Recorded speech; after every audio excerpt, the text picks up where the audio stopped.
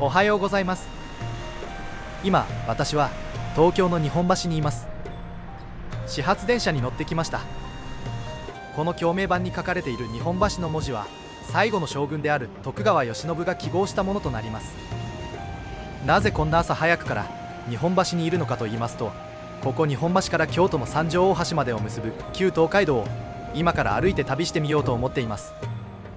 そして今スタート地点の日本橋に立っています。ここ東京の日本橋から京都の三条大橋までは旧東海道で約500キロの距離となります。さて、これから歩くこの旧東海道は1601年に徳川家康の命によって整備された街道となります。当時の江戸日本橋と京三条大橋を結ぶ全長約500キロの道のりには53の宿場が置かれ、幕府公用の荷物や書状の運送、そして大名や商人、旅人たちが行き交う重要な交通路として発展しました。また治安維持や統治強化のために関所が設けられ、箱根や新井の関所は今も名を残しています。各宿場には本陣や旅籠、問屋場、見附などが整備されていました。旅の道中ではそうした歴史や建物の面影も映像とともにご紹介できればと思います。それではこの旅の出発点である日本橋についてお話ししたいと思います。ここ日本橋は1603年に徳川家康の命によって架けられました。江戸幕府の開府とともに完成し、翌1604年には五街道である東海道、甲州街道、中山道、日光街道、奥州街道の起点に定められ、日本の中心として役割を担ってきました。現在はこれらの街道に加えて6号線水戸街道、14号線千葉街道、15号線第一京浜の起点にもなっています。初代日本橋は木造でしたが、火事などで何度も架け替えが行われました。現在の橋は1911年明治44年に石造りのアーチ橋で19代目とも20代目とも言われています。日本橋には唐獅子像と麒麟像が設置されています。唐獅子像は橋の四隅に配置されており、これはお寺や神社にあるように橋を守ってくれるようにと願いが込められています。この唐獅子像が前足で持っているのは盾なのですが、これは当時の東京市の紋章となります。現在の東京都はこの紋章を受け継いでいます。この日本橋には全部で32もの唐獅子像が配置されているそうです。そして麒麟像ですが、麒麟は伝説上の神聖な動物とされています。日本橋とこの地域がさらに躍進していけるようにと願って設置されたそうです。また本来麒麟に羽はないのですが、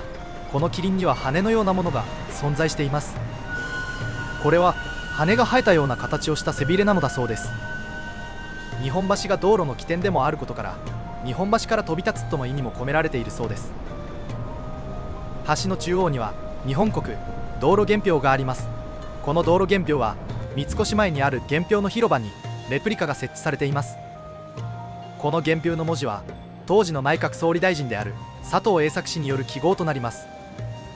日本国道路元標が設置される前には元標の広場にある東京都市道路元標の塔が設置されていました。東京市道路元標は都電の架線柱として使用されていましたが、都電廃止後1972年昭和47年の道路改修に伴い元標の広場に移設されました。さらに日本国道路元標の上には道路元標が宙を舞うように設置されています。高速道路からも認識することが可能となっています。日本橋は関東大震災及び第二次世界大戦の際にも橋は崩壊せずに、今でもその傷跡が歴史の証として残されています。関東大震災時には橋の下で船が燃えたその傷跡が残っており、第二次世界大戦時には焼夷弾を受けた傷跡が残っています。歴史が刻まれた橋となっています。そして現在日本橋の上には首都高速道路が通っています。これが建設されたのは1963年翌年の東京オリンピック開催に向けたインフラ整備の一環で、首都高速道路が建設され今の景観となります。日本橋の空が遮られ景観を損なったとして長年問題視されてきました。現在は首都高の地下化が決定され、2040年を目指して日本橋の空を取り戻すための撤去工事が進められています。では京都の三条大橋に向けて歩みたいと思います。東海道は現在の国道15号を南下するように進んでいきます。今日の午前中は雨予報となっていて、これから雨が強まっていきます。日本橋から1キロほど進んだところに京橋があります。京橋は東海道の起点である日本橋から京へ上がる最初の橋であったことから、その名がついたとされています。そして京橋は日本橋とほぼ同じ1603年に架けられたとされています。義帽子が飾られ、幕府の管理する格式ある橋でした。日本橋にも義帽子があります。橋の東岸は竹商人が多く、竹川岸、西岸には青物市場があり、大根川岸と呼ばれていました。1959年昭和34年に京橋川が埋め立てられ、現在は道路となっています。そしてこれらの川岸の名称は京橋大根川岸通り、京橋地区川岸通りとして現在も残っています。先に進みたいと思います。ここからは銀座に入っていきます。オフィス街の景色から高級ブランド店や百貨店、劇場などが立ち並ぶ華やかで活気のある雰囲気に景色は変わります。銀座4丁目を通過です。銀座のシンボルであるセイコーハウス銀座時計塔と待ち合わせ場所のシンボルのライオン像がある銀座三越を通過します。銀座を通り越した先は新橋となります。再度オフィス街の景色に変わります。お次の新橋はかつて新橋と銀座の間を流れていた汐留川に架けられていた橋で、日本橋と京橋同様に義帽子が飾られていました。1963年に東京五輪開催に合わせて首都高を建設する際、川の埋め立てによって姿を消しました。この新橋親橋は鉄筋コンクリートで作られた橋の一部となります。新橋から先に進むと田町駅を過ぎたところに札の辻があります。ここは江戸時代に幕府の考察場が設けられていた場所となります。考察場とは法令や禁令などを記した木製の掲示板で庶民に知らせるためのものでした。このような施設が建てられていました。そして現代では復元された考察場が神奈川宿、府中宿、新井宿、二川宿、鳴海宿、関宿などにあります。表示しているのは二川宿の復元された考察場となります。札の辻にあった考察場は後にその役割を高輪大木戸へ移されます。その高輪大木戸は札の辻から京側に約800メートルほどの場所にあり、1710年に江戸の南の玄関口として設けられました。大木戸の門は明け6つ午前6時頃に開門し、暮れ6つ午後6時頃に閉門され、江戸の治安と交通の管理を担っていました。また伊能忠敬が日本地図作成のための測量を行った際、この高輪大木戸を起点としたことでも知られています。現在は埋め立てられて海から離れた場所となっていますが、当時はこの門のすぐ横が海でした。2020年3月に高輪ゲートウェイ駅が誕生しました。駅名の候補としては高輪、芝浦、芝浜が1から3を占めていましたが、採用された高輪ゲートウェイは130位でした。でもこの高輪大木戸の存在を知ると、高輪ゲートウェイで良かったのではないかなと勝手に思ってしまいました。高輪大木戸は江戸の出入り口でしたし。さて先に進みます。高輪大木戸から進行方向右手約500メートルほどのところに泉岳寺があります。この泉岳寺で有名なのは忠臣蔵の舞台として知られる赤穂浪士たちのお墓があることです。忠臣蔵は歌舞伎の演目の一つで、江戸時代元禄期に起きた赤穂事件を元にした創作作品となります。平子漬之助を討ち損じて切腹に処せられた浅野内匠頭の代わりに、その家臣である大石内蔵之以下47人が吉良を討ったものとなります。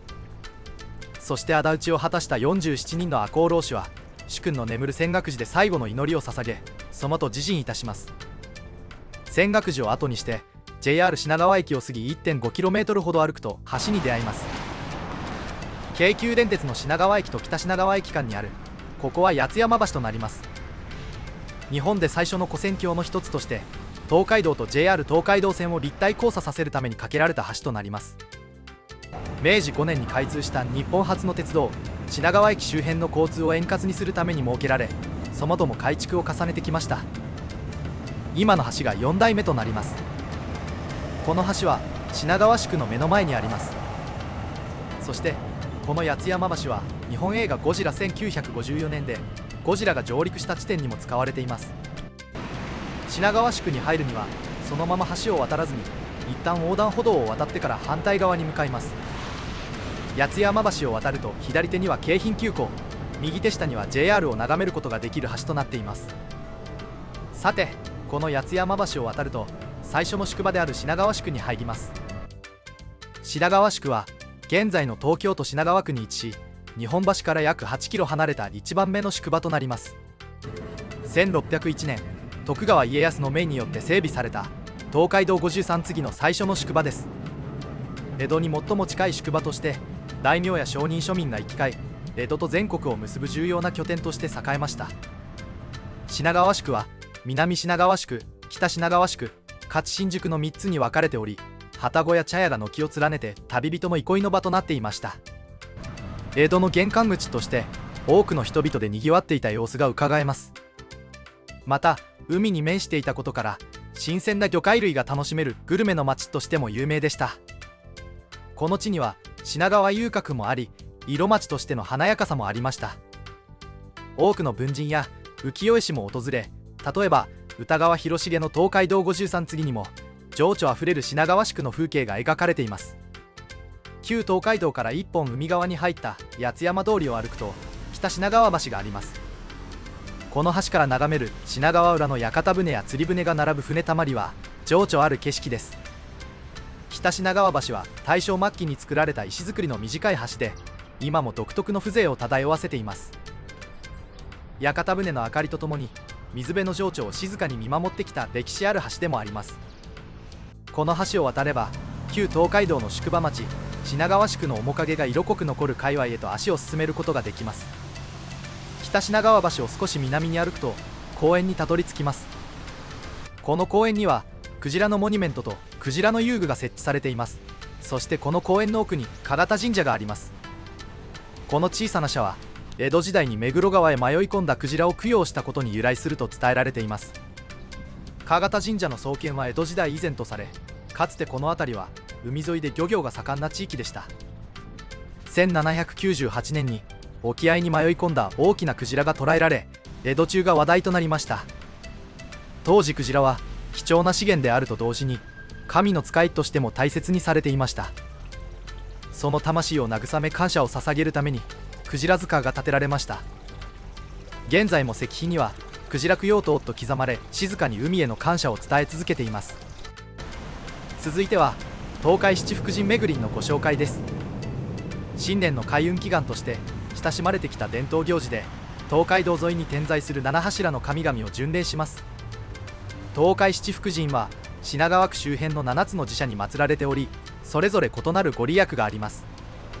品川神社大黒天、陽願寺布袋尊、一心寺寿老神、江原神社恵比寿神、本泉寺毘沙門天、天祖諏訪神社福禄寿、岩井神社別財天。徒歩で巡ることができるため、散策と参拝が一緒に楽しめます。お正月には七福神の御朱印を集める御朱印巡りも人気があるようです。品川宿には本陣が1軒、脇本陣が2軒ありました。本陣とは主に大名などの高位の旅人が泊まるための宿で、脇本陣はその補助的な役割を担いました。その他一般の旅人向けの旅籠や、さらに簡素なキチン宿もあり、身分や用途によって使い分けられていました。本陣とは江戸時代の宿場町に置かれた特別な宿泊施設となります。大名や幕府の役人、時には皇族や外国の使節団など高位の人物だけが宿泊を許されました。商業的な宿泊施設ではなく、その地の有力休暇の邸宅が本陣として指定されることが多かったそうです。現存するのは草津宿と二川宿のみとなります。脇本陣は本陣に次ぐ武士や公家の宿泊施設ですが、空いている時は一般旅行者も泊まることができました。現存するのは舞坂宿となります。旅籠は一般旅行者用の食事付き宿泊施設となります。現存する旅籠屋としては新井宿の紀ノ国や二川宿の清明や赤坂宿の大橋や小屋が有名です。吉宿は一般旅行者用の自炊宿泊施設となります。宿場の外もしくは外れにありました。品川宿はこの品川橋のかかっている目黒川を境に北品川宿と南品川宿に分かれていました。江戸時代には境橋と呼ばれていたそうです。現在の品川橋には全国でも珍しく橋の上に庭園や東屋が建っています。品川橋を渡ったところには1929年に建てられた旧品川警察署品川橋交通待機所があります。1929年昭和4年に品川警察署品川橋巡査派出所として建てられた建物となります。現在は南品川桜川岸街中観光案内所として利用されており、2023年には国の登録有形文化財にも指定されました。品川宿問屋場関目改め所跡も重要な施設でした。問屋場には大きく2つの仕事がありました。一つは幕府の公用旅行者や大名などがその宿場を利用する際に必要な馬や一足を用意しておき、彼らの荷物を次の宿場まで運ぶという人馬の継ぎ立て業務です。もう一つが幕府公用の書状や品物を次の宿場に届ける飛脚業務で継ぎ飛脚と言います。続いて釜屋跡です。南品川にあった釜屋は立場茶屋でしたが、本来の休息所から旅籠に発達し、幕末には本陣のような構えに改造し、幕府御用宿となりました。立場茶屋とは宿場間で旅人がお茶や食事をして休息する場所のことです。1867年慶応3年10月21日に新選組副長の土方歳三等が訪れた記録が残っており、1868年慶応4年1月15日には鳥羽伏見線から江戸に戻った新選組大使たちがしばらく滞在したとのことです。そして浜川橋、別名涙橋です。鈴ヶ森刑場へ護送される罪人は裸馬に乗せられて出戸府内から刑場に護送されてきました。裸馬とは蔵をつけていない馬のこととなります。この時親族らが密かに見送りに来て、この橋で共に涙を流しながら別れたということから涙橋とも呼ばれるようになったそうです。鈴ヶ森刑場まではこの浜川橋から大森海岸駅方面へ約700メートルほど行った先にあります。鈴ヶ森刑場は1651年に開設され、小塚原荒川区と並ぶ江戸の主要な処刑場で1651年慶安4年に開設されました。東海道に面しており、1695年元禄8年の検地によると、間口40軒約74メートル、奥行き8軒約16.2メートルの規模がありました。現在は1862年文久2年に開かれた日蓮宗大教寺の境内にあります。処刑に使用したといわれる台石や首洗いの井戸などが残されているほか、近代以降のさまざまな供養塔が建てられています。先ほどお話ししていた東海七福神の中で巡る順番としては最後となる岩井神社です。ここの井戸は岩井と呼ばれる古井戸で社名の由来となっています。東海道往来の旅人に利用され、冷水または薬水と称されて古来有名です。現在は飲むことはできませんが、土地の人々はこの井戸水を飲むと心正しければ清水、心よこしまならば塩水という伝説を昔から伝えているとのことです。この位置は元神社の境内にありましたが、東海道の拡幅により境域が狭められたため社前歩道中に依存されることになりました。大森一里塚跡は日本橋から3里目の塚ですが、現在は痕跡がなく詳細は不明です。次は六号の渡し跡です。東海道における江戸の出入り口として重要な渡し場でした。度重なる洪水により橋は失われ、1688年貞享5年の多摩川の洪水で流出して以来、明治になるまで渡し船が利用されていました。江戸時代、東海道の往来のためには六号の渡しは大切な要であり、幕府からの助成金によって常時十数隻の船で旅人や荷馬を渡していたそうです。1868年明治元年の明治天皇の渡御の際には23隻の船を並べて船橋が架けられたと記録されています。現在その跡地には明治天皇6号渡御碑が建てられています。川崎宿は現在の神奈川県川崎市に位置し、日本橋から約18キロ離れた2番目の宿場町となります。宿場が正式に設置されたのは1623年とやや遅く、これは品川宿と神奈川宿の間が長く、天満による輸送の負担を軽減するためでした。六郷川に架けられていた橋は1688年の大洪水で流され、それ以降は六郷の渡しと呼ばれる渡し船による往来となりました。東海道川崎宿交流館では当時の資料や模型を通して宿場町の歴史を学ぶことができます。六郷の渡しで六郷川を渡り、川崎宿に入ったすぐの場所に立っていた掛け茶屋が万年屋でした。旅籠が立ち並んだ川崎宿では万年屋とその名物奈良茶飯が有名でした。川崎宿の本陣を担っていた田中屋には田中久具という人物がいました。彼は22歳で田中屋に婿入りし、45歳で家を継ぎます。1709年に幕府から6号の私の経営権を譲り受け、その収益で財政難だった川崎宿を立て直したとされています。奈良茶飯は米に栗、大豆、小豆、泡などを加えてお茶で炊いた地味豊かな炊き込みご飯です。もともとは奈良の寺院で僧侶が食べていた料理が川崎へ伝わったと言われています。川崎宿の万年屋ではしじみの味噌汁や奈良漬けとともに提供され、旅人に大変人気がありました。一度は廃れてしまった奈良茶飯ですが、2001年の大川崎宿祭りで文献をもとに再現されました。現在では和菓子店東証本店で奈良茶飯風おこわとして現代風にアレンジされた味が楽しめます。そしてもうすぐ日本橋から数えて5番目となる一里塚が見えてきます。市場一里塚で日本橋から数えて5里目にあたる一里塚です。一里は約 4km なので、日本橋からここまでは約 20km の距離となります。この地域のかつての名称が市場村とのことからこう呼ばれるようになったそうです。1989年平成元年に横浜市の地域文化財となっています。次は国道駅に少し立ち寄ります。 JR 鶴見線国道駅、1930年昭和5年に開業したこの駅はまるで時が止まったかのような戦前の雰囲気を今も残しています。最大の特徴は開業当時の姿をほぼそのまま残していることです。特に高架下にあるコンクリートのアーチ状のトンネルは昭和にタイムスリップしたかのような感覚にすらなります。国道駅は無人で、改札口には交通系 IC 専用の改札機が設置されています。高架下から国道15号に出る手前の自販機の上には映画のセットのような看板があります。そしてこの看板の周辺に見えるへこみはというと、これらは弾痕となります。駅の壁面にも戦時中の機銃掃射による弾痕が今もはっきりと残っているのです。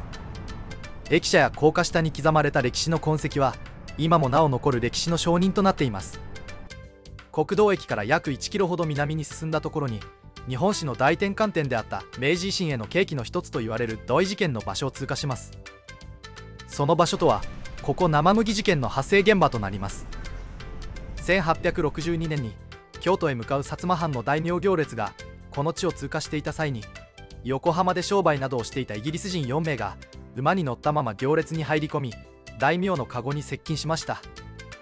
当時の慣例から薩摩藩士数人は抜刀し切りかかり、イギリス人1名が惨殺されました。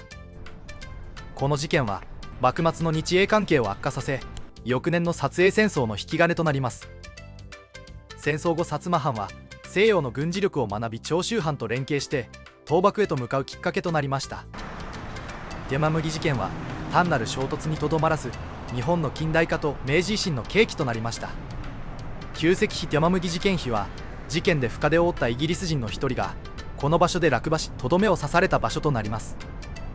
この殺害されたイギリス人は迷い込んで大名行列に入り込んだのではなく、意図的に挑発行為として大名行列に乱入してきたというのが正しいようです。他の2人は当時アメリカ領事館として使われていた本覚寺に逃げ込み、もう1人は居留地へ救援を求めに走ったと伝えられています。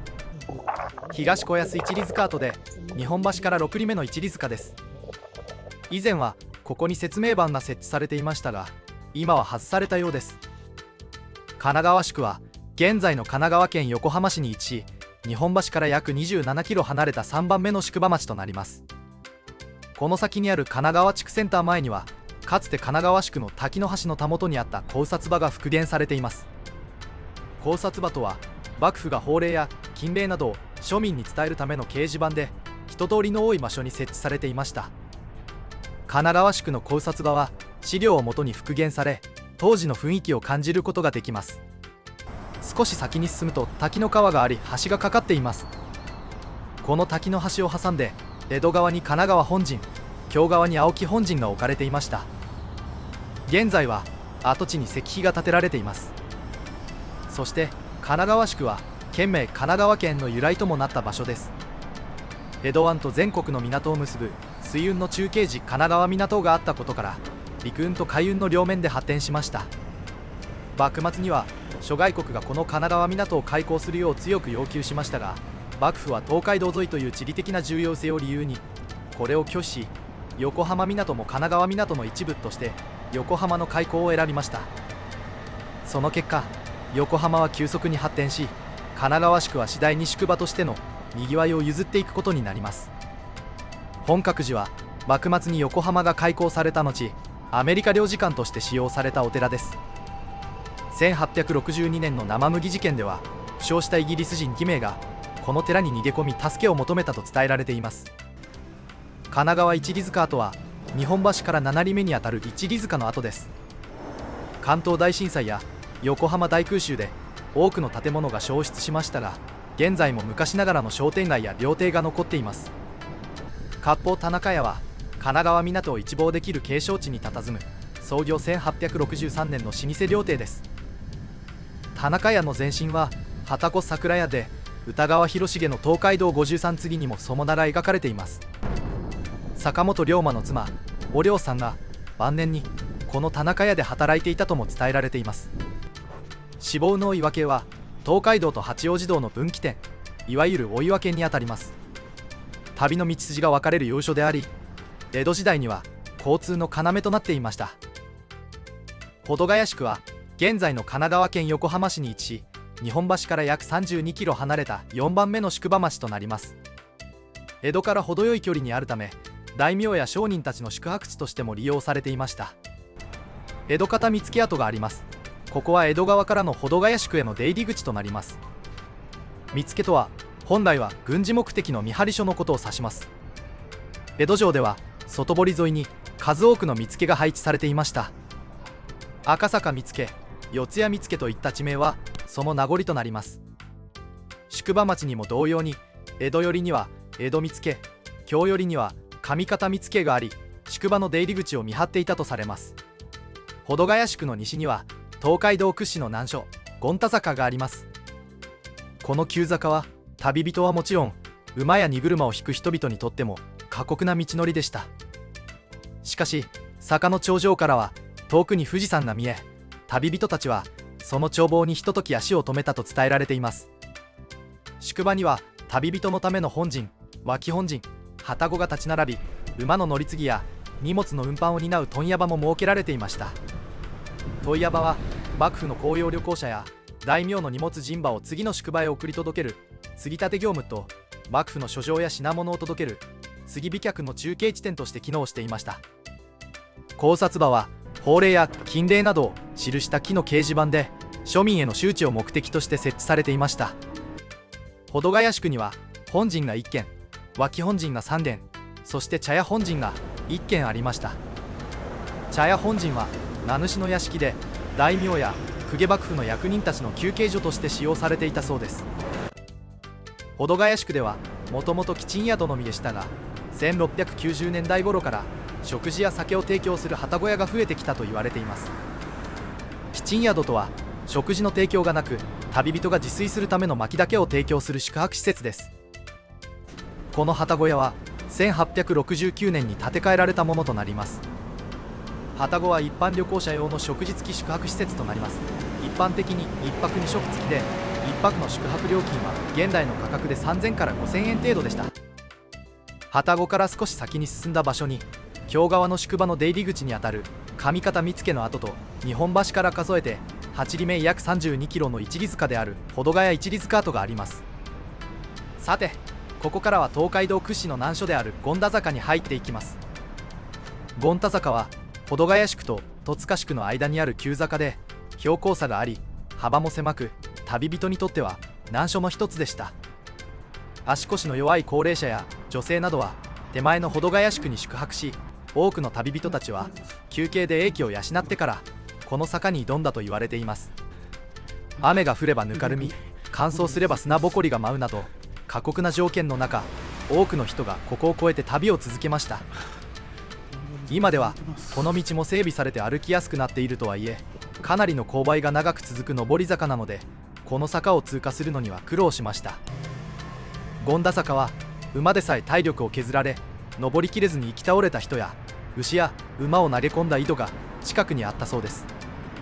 地区の開発によって多数の人骨や馬の骨が発見されたことが確認されています。昭和39年1964年に旅人の霊を慰めるための投げ込め塚の後も石踏みが建てられました。権太坂を登りきると、さらに焼きもち坂、信濃坂といった坂の難所が続きます。その中間にあるのが坂井木立場で、ここには茶屋が立ち並び、ぼた餅が名物として人気だったそうです。またここは見晴らしの良い高台でもあり、坂を越えた旅人たちが景色を楽しみながら休憩した場所でもあります。日も暮れてしまいました。目の前に見えるのは国道1号線の東戸塚駅入り口交差点になります。交差点を通過すると、本日のゴールとしている戸塚宿まで残り2キロ程度のところまで来ました。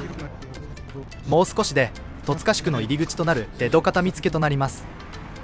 江戸方見附跡碑です。見附とはもともと軍事目的の見張り所のことです。江戸寄りの出入り口を江戸方見附、京寄りを上方見附と呼びました。本日のゴールである戸塚宿に入りました。戸塚宿は現在の神奈川県横浜市に位置し、日本橋から約42キロ離れた5番目の宿場町となります。旅籠の数も多く、江戸からの距離も手頃なことから泊まりやすい宿場でした。特に江戸を出発したばかりの旅人にとって最初の宿泊地として選ばれることが多かったようです。当初保土ヶ谷と藤沢の間には宿場が設置されていませんでした。しかし保土ヶ谷宿から藤沢宿までは約17キロと距離が長く、しかも戸塚の周辺には江戸川に権太坂、京川に大坂という難所がありました。こうした事情から1604年に他の宿場よりやや遅れて戸塚は正式な宿駅として認められることになりました。歌川広重が描いた東海道53次の戸塚宿の浮世絵の描かれたパネルが吉田大橋交差点の側に同じ構図となる場所に飾られています。そして橋を渡ると大橋の両側にも何枚か浮世絵が設置されていました。大橋を渡ったところには桜が満開の状態で咲いていました。進路は左側へと進み旧東海道を歩きます。戸塚駅も目と鼻の先の距離となりました。戸塚宿には戸塚町、吉田町、矢部町の3カ所に問屋場があり、役目を交代で担っていたと伝えられています。問屋場では紅葉の書状や物資人馬の継ぎ立てなどが行われていました。そして本日のゴールである戸塚駅前に到着しました。宿泊先を探しましたが、戸塚周辺でホテルが取れなかったため、本日は電車で一旦帰宅します。宿が見つかっても4万円以上とかでしたので、今日の宿泊は断念しました。春休み期間だからでしょうか。2日目は戸塚駅まで電車で移動してきてから旅を再開します。ここまでご視聴いただきありがとうございました。